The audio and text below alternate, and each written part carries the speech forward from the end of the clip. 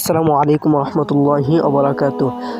কেমন আছেন? আশা করি আপনারা খুবই ভালো আছেন। অনেকে চাচ্ছেন পদ্মা টেলিকমে ব্যালেন্স অ্যাড করবেন কীভাবে, আপনাদের সবাইকে আমি শিখিয়ে দিব। আপনারা সবাই মনোযোগ দিয়ে দেখবেন, শিখবেন, তারপর আমার কমেন্টে কিছু বলে যাবেন। যদি ভিডিওটি ভালো লাগে একটা লাইক দিবেন, ঠিক আছে?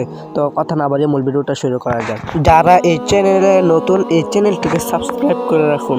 প্রথমে আপনার স্মার্টফোনে চলে যাবেন। স্মার্টফোনে চলে যাওয়ার পরে এখানে আছে পদ্মা টেলিকমে ক্লিক করবেন। পদ্মা টেলিকমে ক্লিক করার পরে এখানে আছে অ্যাড ব্যালেন্স, এই অ্যাড ব্যালেন্সে ক্লিক করবেন। অ্যাড ব্যালেন্সে ক্লিক করার পরে এখানে আছে মেইন, এই মেইনে ক্লিক করবেন। মেইনে ক্লিক করার পরে এখানে আছে কনফার্ম, এই কনফার্মে ক্লিক করবেন।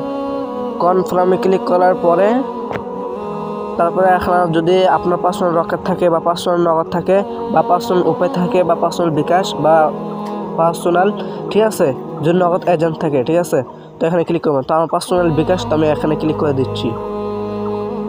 ক্লিক করার পরে এখানে লেখা আছে ইন্টার অ্যামাউন্ট, ঠিক আছে, আপনি এখানে কত টাকা অ্যাড করবেন এখানে দিয়ে দিবেন।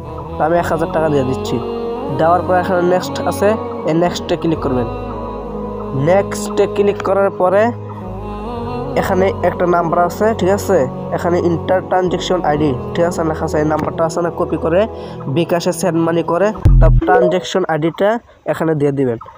দিয়ে দেওয়ার পরে এখানে নিচের দিকে আসবেন, এখানে লেখা আছে ভেরিফাই, এই ভেরিফাই ক্লিক করবেন। ভেরিফাই ক্লিক করলে আপনার ব্যালেন্স অ্যাড হয়ে যাবে। আশা করি আপনারা সবাই বুঝতে পারছেন।